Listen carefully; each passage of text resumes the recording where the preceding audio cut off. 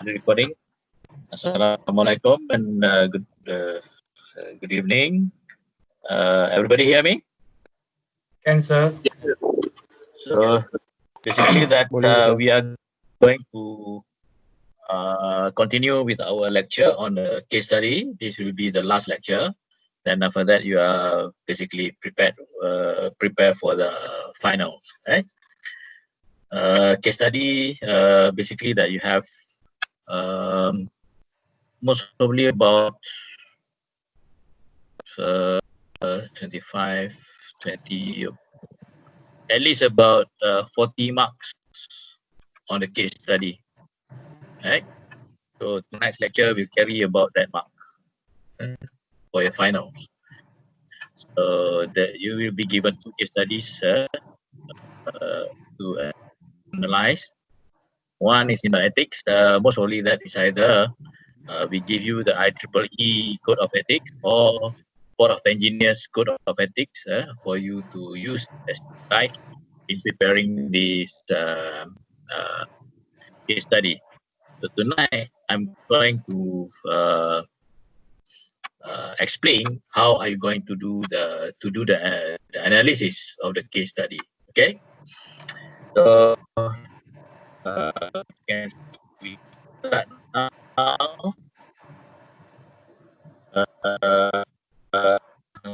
Whoever join us, so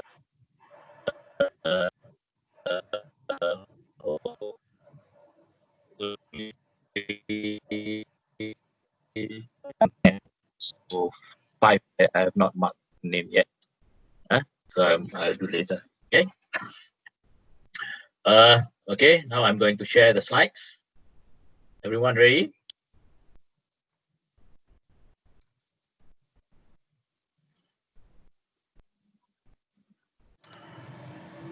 Okay. Everybody can see the slide? Can I? Yes, sir. Okay. So we are going to go through the case study. How I'm going to analyze the case study. Why do we study the cases? Okay. Engineers, basically that like other professionals are case oriented. Basically that you are solving problem as if you are solving a case. So the problem can be treated as a case. So you have a problem that you have to study. The problem, you have to find a solution for that problem. Just like you are trying to solve a case. So the study of case is intimately related to the practice of engineering, right? So it's closely related. Either the case can be in terms of the ethical issues or some other issues, some other problems like engineering problem or technical problems, right? So the study of cases is especially valuable for engineers who aspire to management positions, right? So if the cases, actually most of the case studies, we use the case studies actually mostly in the management education, right? It was introduced or implemented by Harvard University, Harvard Business School, when they teach the MBA through the case study. The cases has been at the center of the management education. So like engineers, managers must make decisions within constraints. So in the case studies that we give you the constraints and whatnot, and you have to come up with a possible solutions or possible decisions that you as a manager or as an engineer has to take. Okay. The importance of case study. Through case study that we learn to recognize the presence of ethical problem. So in our scope, in our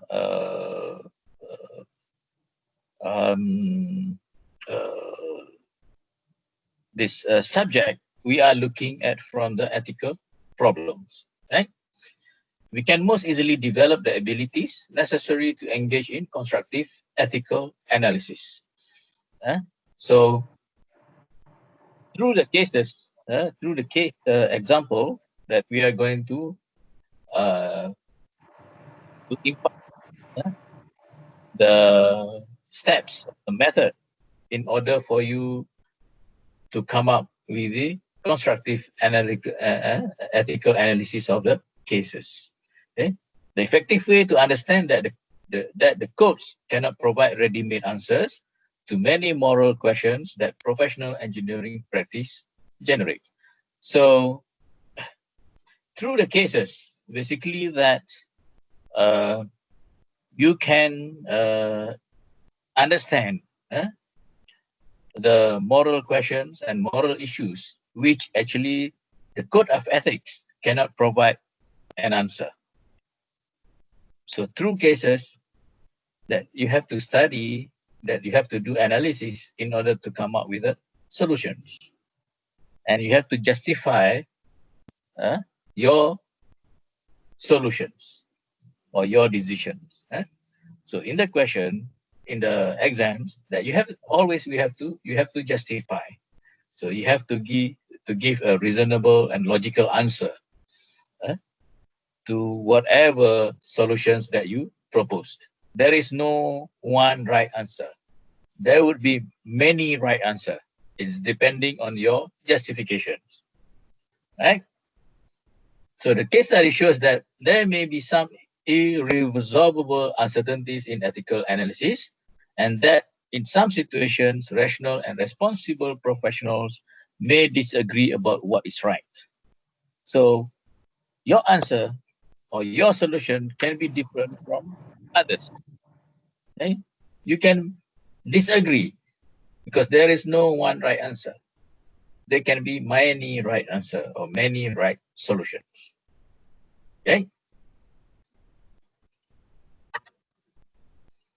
It is a good way to develop decision-making skills is by examining case studies. Okay? So actually to train you in decision-making. Okay? For example, the DC-10 case. This the plane that crashed. So this example of case. So in 1974, Turkish Air basically crashed and 346 passengers died in that crash. Okay? So the plane was a McDonnell Douglas DC-10. The problem is with the cargo door. In 1972, one man died, one dead.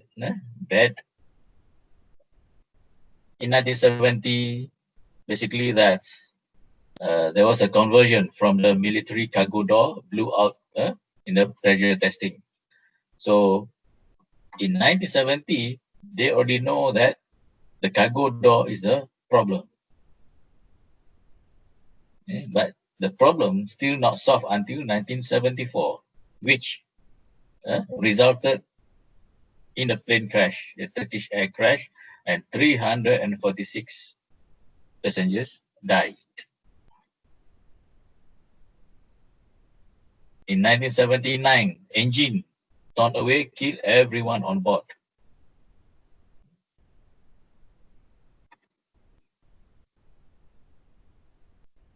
Then they upgrade the DC-10 to MD-11.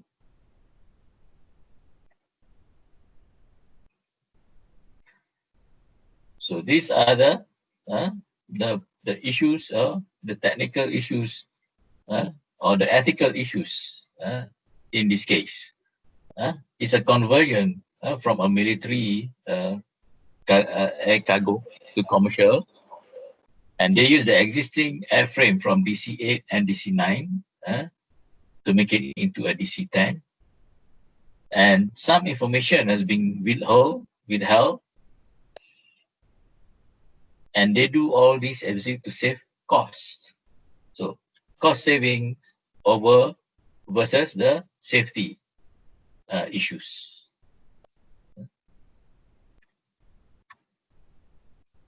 How do you analyze those kind of cases? First, basically that you must gather the information. Okay? You must gather the information about the case or about the problems.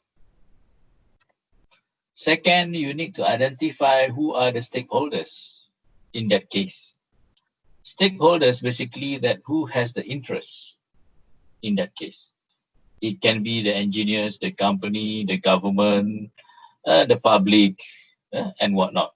So you identify all those stakeholders. Third, then you consider the ethical values are relevant to the situation. You look at what are the ethical issues in that case, in that incident or accident, for example. You list out the ethical values that is relevant for that situation. Then you determine the best course of action in order to make the decision. You can have multiple alternatives. Then you have to decide what are the best course of action to take in order to solve that problem.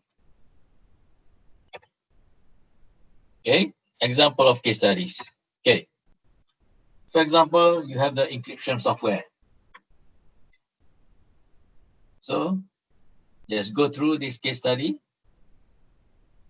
read the case. Can you read? Is it clear? Yes, sir. Clear, sir. Okay, for case number 1 is encryption software. You are a recently hired engineer who has been recruited directly out of the college. For your first assignment, your boss asks you to write a piece of software to provide security from prying eye over email documents.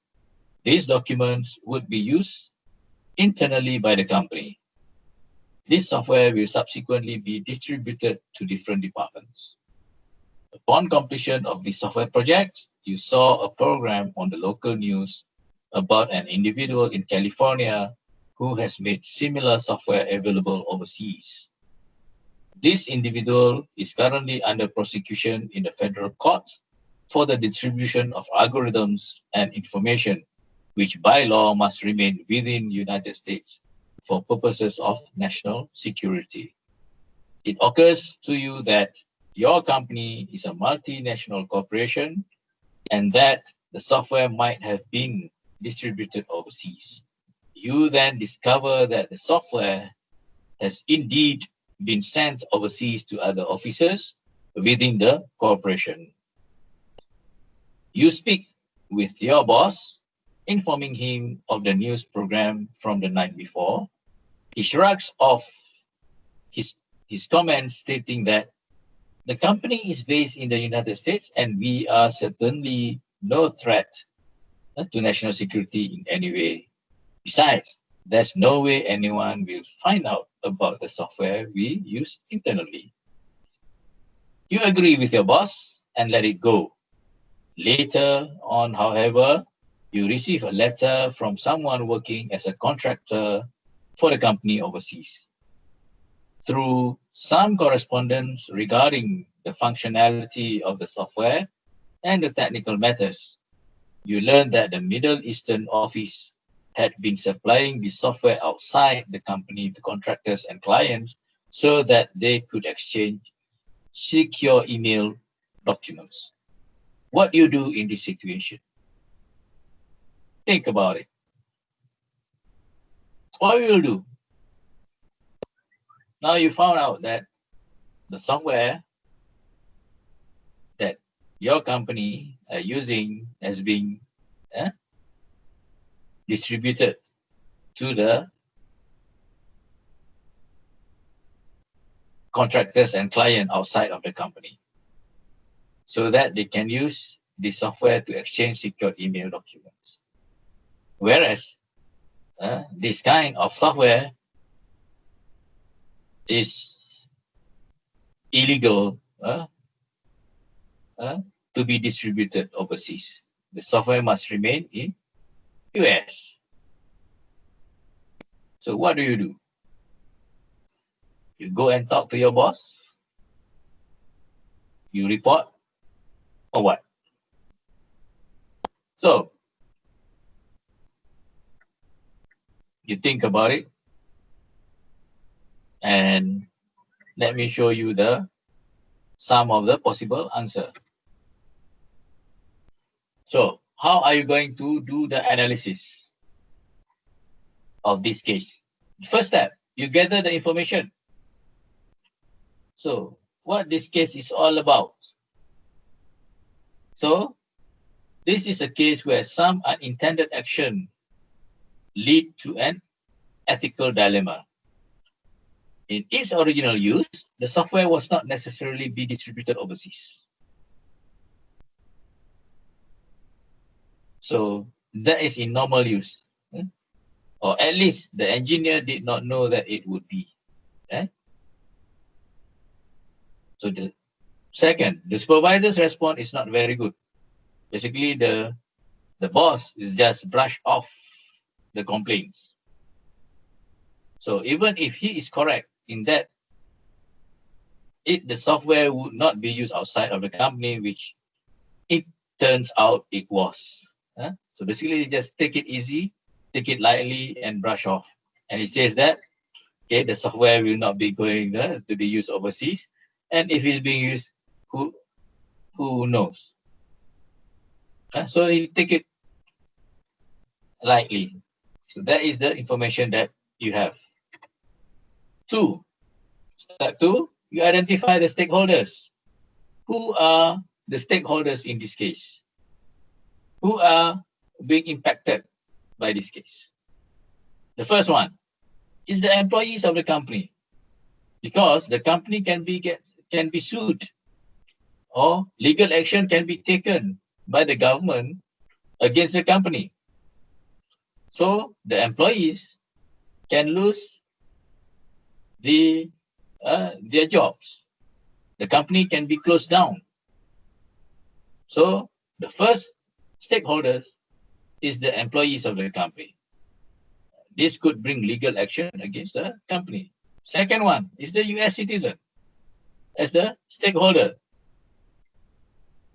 The reason why the government passed the law was so that the encryption algorithm would not fall into the hands of people outside of the US who would want to harm its citizen. So that's why, in this case, the US government banned the software to be distributed overseas, actually to protect the US citizens.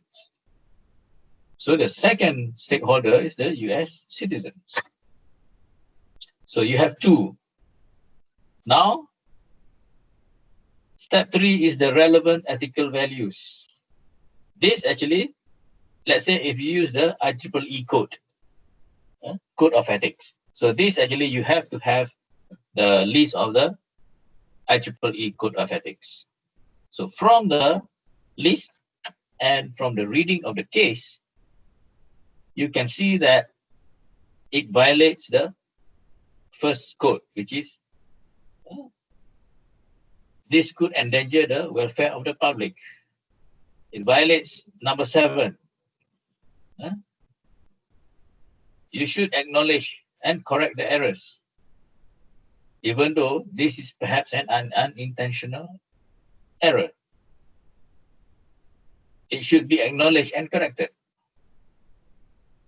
And it's also violate number 10. The supervisor gave bad advice here that did not assist others in being ethical. So those are the relevant ethical code values related to this case. Step 4, you determine the course of action. What is the course of action that you want to take? The first one, you do nothing. You don't take any action. You do nothing.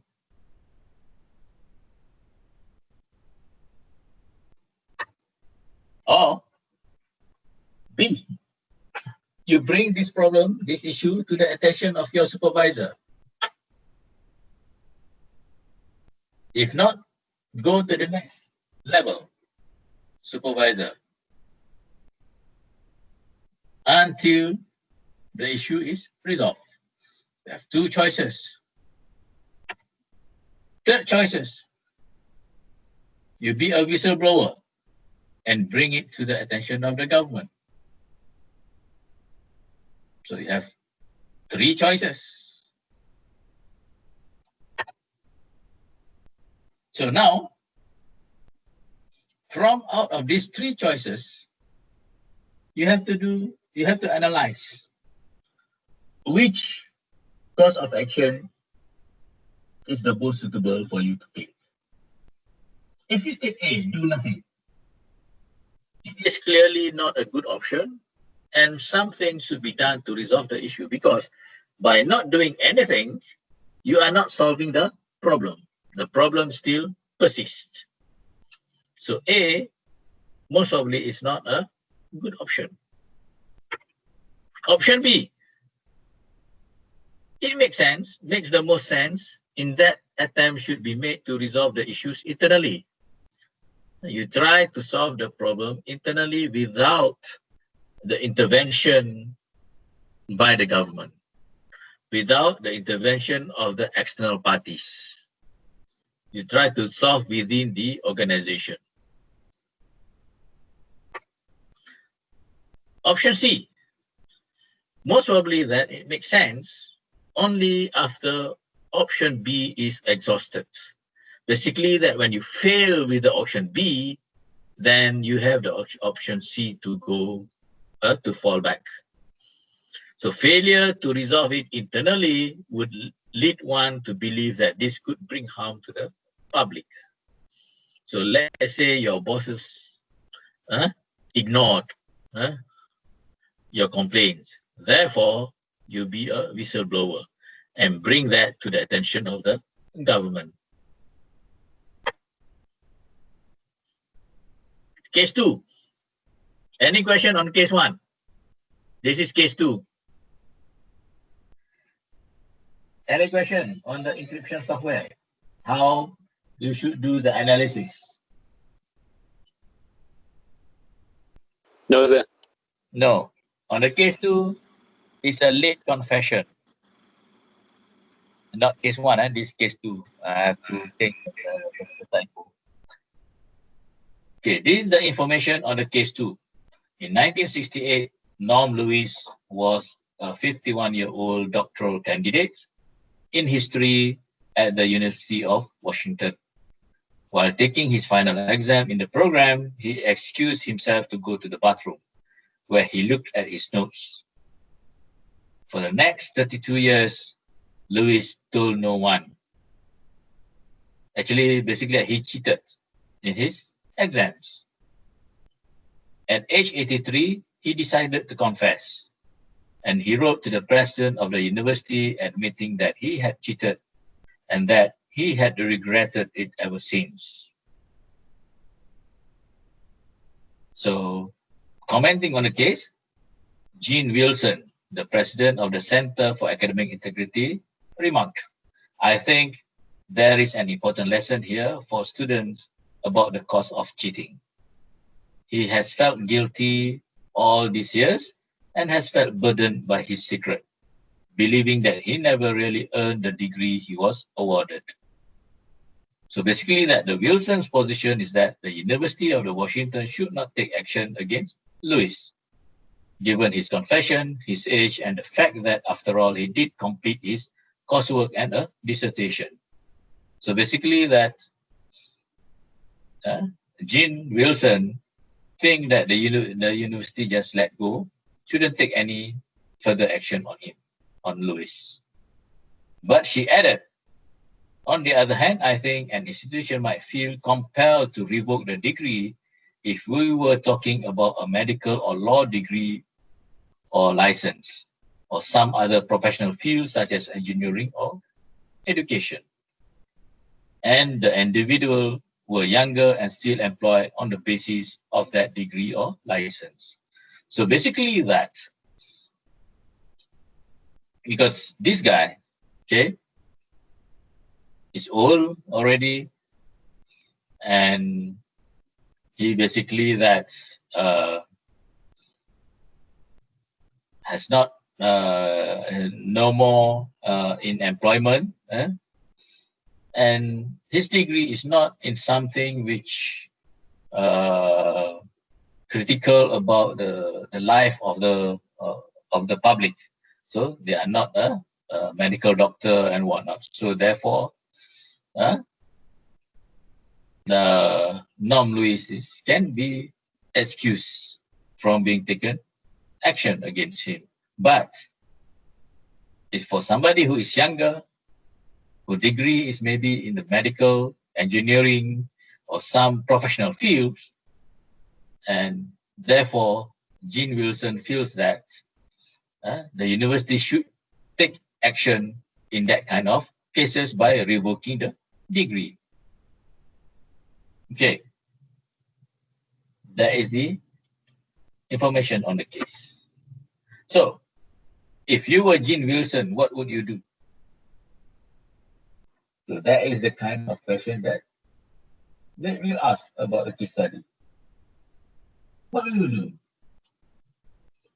So, in order to answer that, you need to do some analysis, the constructive ethical analysis. What you need to do in this case to solve these issues. So, that is the end of the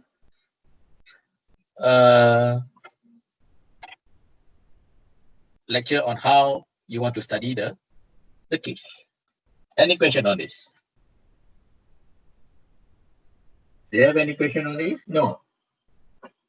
If not, I'm going to continue with the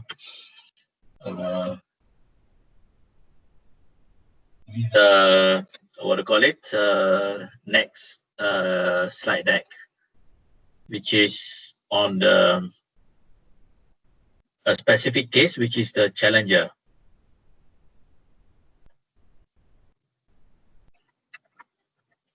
Okay, I'm going to share the slides.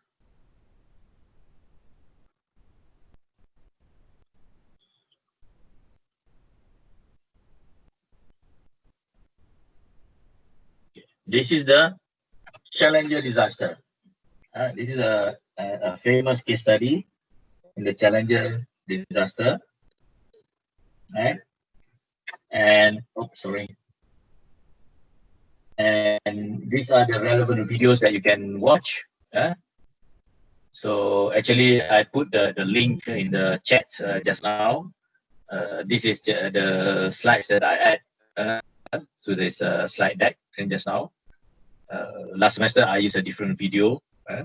So this semester, you can watch these videos on your own. Basically, the video is about 1 hour long each. So you get some idea of what going on with the challenger disaster, because I did not put everything on the slides. So you can watch the video if you want to get more information. Right? So this is actually the space shuttle, the Challenger. Where were you on the 28th January 1986? You were not even born yet. What year were you born? 97. 97. 97, ah? Yes, sir. Same age like my son, my third child. He was born in 1997. So where were I in this 1986? I was in Miami, Florida, 230 miles away from Cape Canaveral, where the disaster happened. Right? So that's my photo in Miami with my long hair, right? With my housemates. Those are all these engineering students.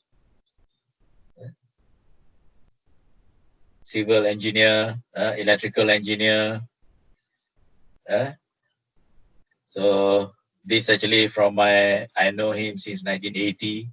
This one, I know him since 1979. And that's me, the longest hair. So these are all engineers. And this red motorbike actually belongs to this guy. Does not belong to me. So I was in Miami when I was actually I had class on that day, on 28th January, when the Challenger blew up, and everybody basically that on campus was shocked, and some of them, some of the students, the Americans, they walk like zombie, just like they cannot think. And some of them just lying down on the grass, because Miami actually we have a lot of green grass that students can sit and sunbathe. So in January, basically that the weather is not that hot. It's still very cool. Even though Miami is just like in Kuala Lumpur. The weather is just like Kuala Lumpur, but in January, in December, those are the coldest months in Miami. I was a student, 230 miles away from Cape Canaveral. I was on the way to attend the class. On that day, the moon was somber. Nobody was in the mood to go to class. Some students just sit on the university lawn, and some of them cried. So that was the situation at the time when it happens. This is actually PM Dr. IR Major Kamarudin. He was also in US playing snow at that time.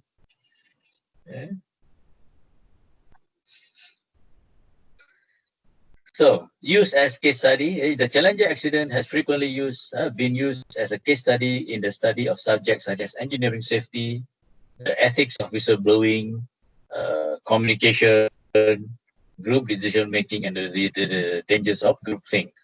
So, this case study was used for so many situations. But in our case, we are looking at the ethics and the engineering safety. And we focus on that. So there was an engineer actually in this case, Roger Boyce, the engineer who had warned about the effect of cold weather on the O-ring, basically the O-ring on the space shuttle, the one that hold the tank. So he was the engineer who actually discovered the problem with the O-ring. And after the case happened, the disaster happened, actually he left his job at Morton Toy Call and became a speaker on workplace ethics. So he started to give talks. He argues that the caucus call by Morton Toy Call managers, which resulted in the recommendation to launch, constituted the unethical decision-making forum resulting from intense customer intimidation.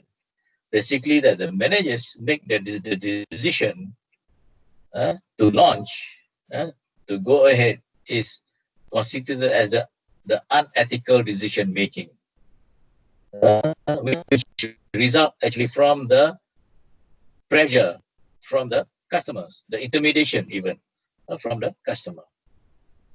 For his honesty and integrity, leading up to and directly following the shuttle disaster, Roger Boyce July was awarded the prize for scientific freedom and responsibility from the American Association for the Advancement of Science.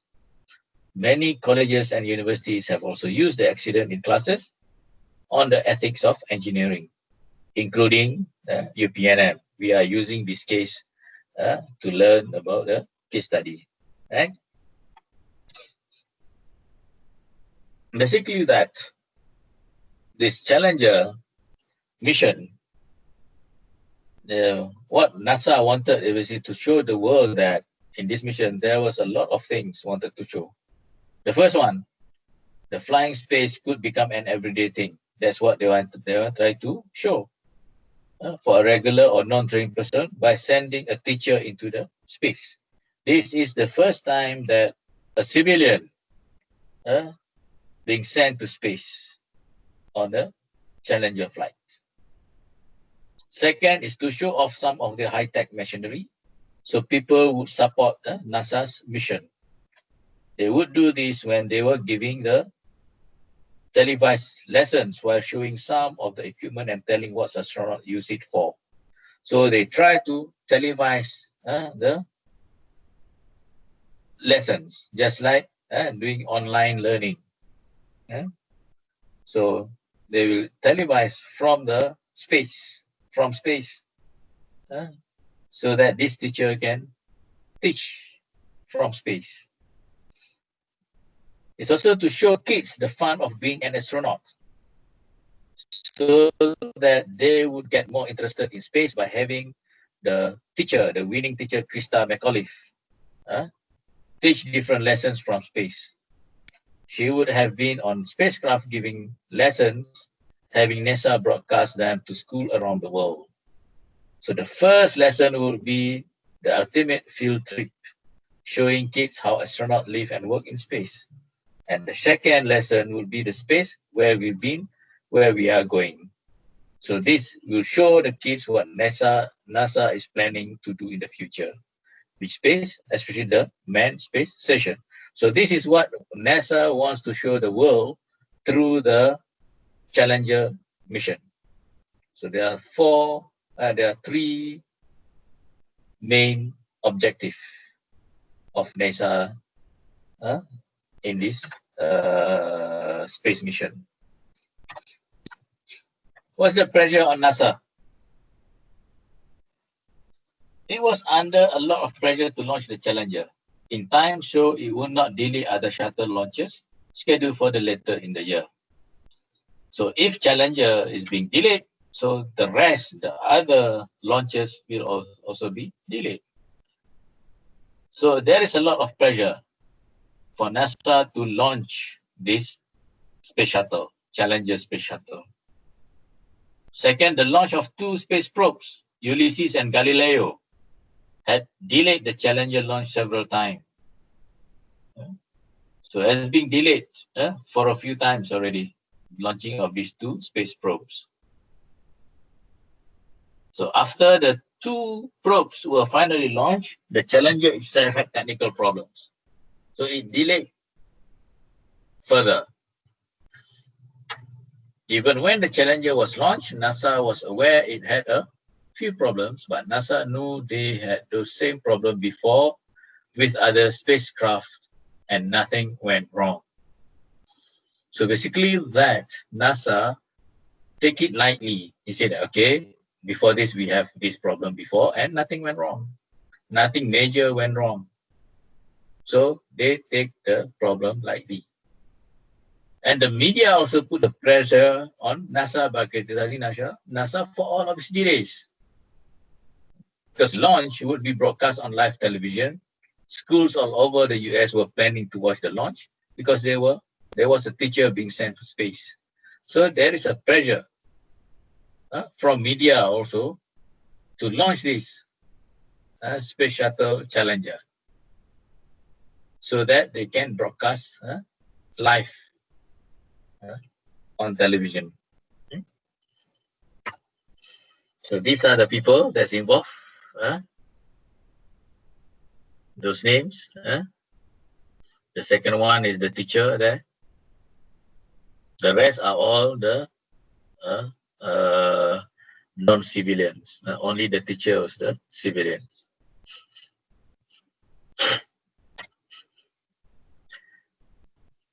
These are the photo of the remains of Challenger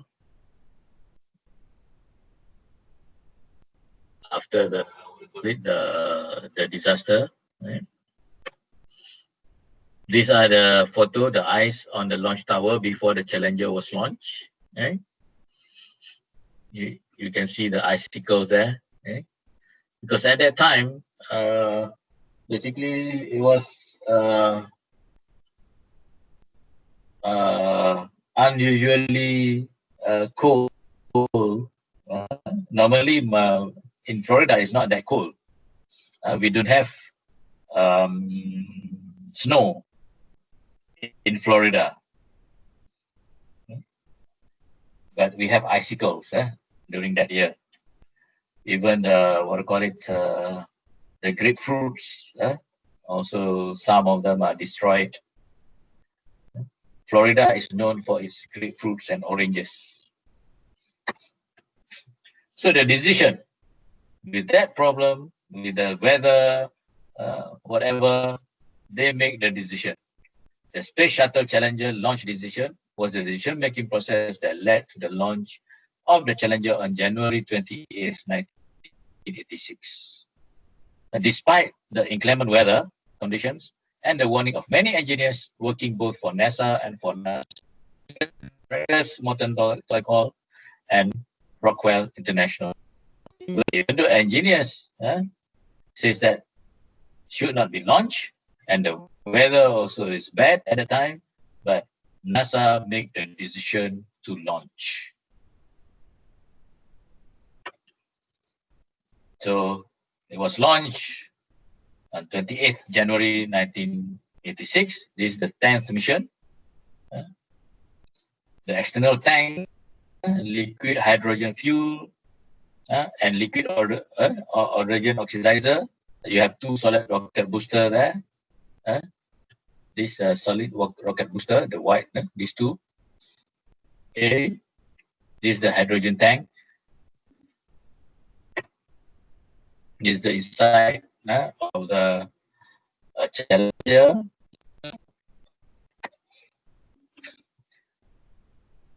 So the beginning of a plume near the aft attached strap at the right solid rocket booster. So here they start to see the light, the fire. This, see that, right? So this is the rocket booster. This is the red, the white one. Right? This is the hydrogen fuel tank. So now there is a leak there, and this is the breakup, the Challenger breakup. So this one of the rocket booster. So it blew up. So what happened to the Challenger? One of the pieces of the huge rocket booster did not work correctly. This piece was called an O-ring, and it was part of the shuttle strike rocket booster. So the one that you see the fire. The O-ring is like a giant rubber washer. Because it was very cold in the morning of the launch, the O-ring did not work correctly. It allowed hot gases to leak out of the rocket booster. Flames from inside the rocket booster shoot out of the place where the O-ring was supposed to be. So the flames burned a hole in the shuttle's external fuel tank and caused the rocket booster to break off, creating an even bigger hole in the fuel tank. The fuels in the tank mixed and created a giant fireball, tearing apart the shuttle. So it blew up the shuttle. This is the smoke coming out from the side, the right side of the solid rocket booster. So this is the Challenger. This is the right rocket booster.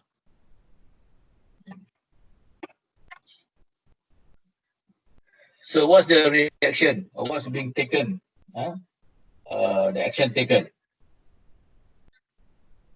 All of the shuttles have been redesigned. So they grounded all the shuttle mission and redesign all of that. The O-ring has been improved, and there is even a crew bailout system. So now they put in crew bailout system where the shuttle can be landed quickly if there is a problem. So after the Challenger was destroyed, it changed the way people look at NASA. Basically, NASA wanted people to support it, but instead of impressing the viewers, the Challenger disaster scared them. Basically, people are afraid of it. Okay? Also, NASA wanted to make into space an everyday thing. So that one also is being delayed. Even though it has been 31 years since, it's more than that. Now it's 1986. Now it's 2000. So how many years? 34 years, right? Even though it has been 34 years since the shuttle disaster, NASA still has not attempted to send anyone that is not trained astronaut into the space. No civilian yet being sent to space. Issue of discussion. What is the proper role of engineer when safety issues are concerned? Who should the ultimate decision making? So these are the questions that you need to discuss. So hopefully that after this lecture, you watch the video and you try to answer these questions on your own. Should the ordering of a launch be an engineering or management decision? So this, remember the PDM, the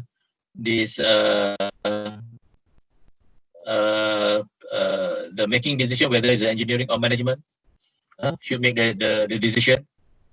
You should look at the conflict between engineers and management in decision making, the issues of whistleblowing, and the legitimacy of loyalty of the engineers in the organization. Should the engineers be loyal to the company, to the organization, or loyal to the profession? So these are the issues that you of discussion that you can discuss with regards to the Challenger case studies. This analysis, NASA managers probably exhibit the egocentric thinking. They think that they are the best in the world, so they have that ego when they make decisions from the exclusively management perspective, concentrating on such factors as schedule, political ramification, and cost. So they put focus on schedule, political ramification, and cost. They look at that instead of on the safety. So another problem is that we see this, and the engineers did not have firm data on the behavior of the O-ring at low temperatures, even though the extrapolation indicates that there might be severe problems. So they recommend against the launch. So they recommend, but they don't have the firm data to back up their recommendation. The astronaut were informed on the morning of the flight about the ice buildup on the launching pad and was the option of postponing the launch, but they choose not to exercise that option. The astronaut wants to go instead of postponing the launch. However, no one presented them with the information about the O-ring behavior at the low temperature. So the information about the problem with the O-ring was not being made available to them. It was not disclosed to them. Whereas engineers should inform, cannot hide the information. Violations of the engineer's obligation to protect informed consent, besides the managers who supported the launch did not inform the astronaut of the danger. So basically, they did not inform the astronauts of the danger of the problem with the O-ring. Information designer Edward Tufts has used the Challenger accident as an example of the problem that can occur from the lack of clarity of the presentation of information. The engineers are not able to convince the managers about the problem. So he argues that if Morton Twycol engineers have more clearly presented the data that they had on the relationship between low temperatures and burns through the solid rocket fuel booster joints, they might have succeeded in persuading NASA managers to cancel the launch. So they don't have a proper communication skill to convince the managers. He also argued that poor presentation of information may have affected NASA decisions during the last flight of Columbia. Columbia is another space shuttle. So everyone involved with the decision to launch Challenger at MTI and MSFC has been either transferred or taken normal or early retirement without any penalty for his decision. Nobody basically being penalized for that, for the Challenger disaster. So these are some of the words from the Roger Mark Boyce Jolai. All of you must now evaluate your career and emerge with the knowledge and conviction that you have a professional and moral responsibility to yourself. And you can read this on your own because I'm running out of time. You have a program at 9. So I have, you can read on. Sir, sorry for interrupting. We are going to rock call, sir. Okay. All right. Okay. Thank you, sir. Done. Right.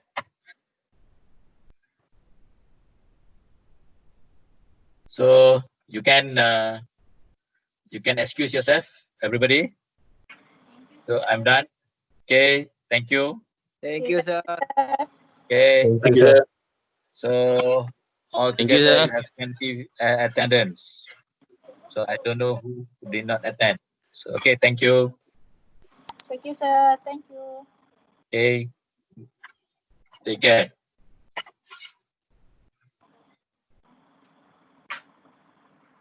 Apa yang tak ada ni? Thank you, sir. Okay.